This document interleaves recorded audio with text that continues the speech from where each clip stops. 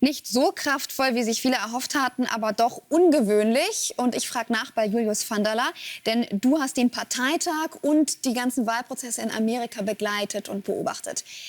Es war eine grandiose Show, würden manche sagen. Vielleicht auch eine befremdliche Show, würden andere sagen. Aber alles Strategie, oder?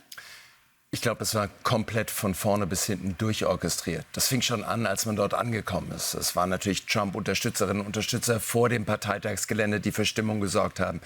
Und dann gab es ein paar wirklich bemerkenswerte Elemente. Zum Beispiel eben auch, dass viele von den Trump-Unterstützern eben auch mit dem Pflaster auf dem Ohr rumgelaufen sind. Das heißt, man hat schon gemerkt, da war eine besondere Stimmung. Und die Trump-Kampagne hat aber auch insgesamt eine Botschaft gehabt.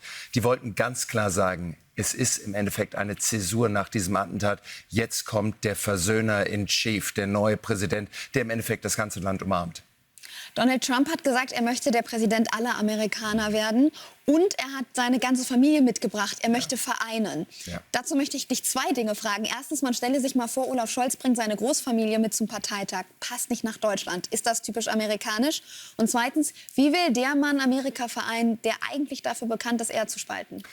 Ich glaube, es geht im Wahlkampf weniger darum, was typisch ist oder nicht, sondern die Republikaner hatten hier eine Strategie. Sie wollten Donald Trump quasi als den Teddybär fast schon darstellen. Die Enkelin ist mit auf die Bühne gekommen, hat gesagt, der Donald ruft mich an, mein Großvater ruft mich an, wenn ich in der Schule bin, er will wissen, wie meine Noten laufen. Das heißt, er sollte wirklich sympathisch skizziert werden, jemand, der sich um ganz Amerika kümmert. Das hat sich wirklich durch jede Rede, und es waren wahrscheinlich 100 Reden, die auf diesem Parteitag abgehalten wurden, sollte sich das Ganze durchziehen. Nur dann kam halt am letzten Abend auch die Rede von Donald Trump. Und die ersten 20 Minuten gingen auch noch gut. Da hat sich Donald Trump an den Teleprompter gehalten. Nur danach hat er, glaube ich, auch gemerkt, die Stimmung im Raum kippte. Es war nicht die Aufmerksamkeit da und auch nicht das Feuer. Er hat so gelodert wie normalerweise. Und dementsprechend ist er eben auch zurück zu seinen Greatest Hits gegangen. Hat eben von Crazy Nancy Pelosi gesprochen, von Sleepy Joe Biden und hat eben auch gesagt, Hannibal Lecter lässt die ganzen Leute in unser Land rein. Und so ein Land können wir eben auch nicht haben. Und da kam dann eben der gute alte Donald Trump, der Spalter, mit rein. Und ich glaube, damit hat er sich auch keinen Gefallen getan.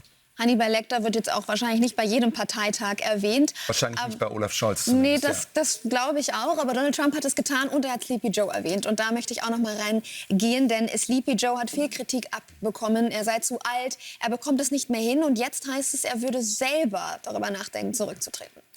Ich glaube, er muss auch drüber nachdenken, warum die komplette Partei ist in der Revolte. Mittlerweile sind wir schon fast an einem Bürgerkrieg, wo natürlich die Leute sagen, Joe Biden, hast du den Schuss nicht gehört? Natürlich geht es darum, dass jetzt auch jeder Kongressabgeordnete merkt, Joe Biden ist wie ein Anker, der die runterzieht in den Umfragewerten. Und die macht sich natürlich auch große Sorgen um ihren eigenen Job. Insofern, wir sehen Hakeem Jeffries, Chef im Repräsentantenhaus, Chuck Schumer, der Chef im Senat der Demokraten, die beide eben auch auf ihn einwirken. Jetzt kommt auch noch Barack Obama dazu, der sagt, Joe Biden sollte jetzt drüber nachdenken. Insofern, ich glaube, mittlerweile ist es nur noch eine Frage, wann und nicht eine Frage, ob er dann eben auch den Weg freimacht.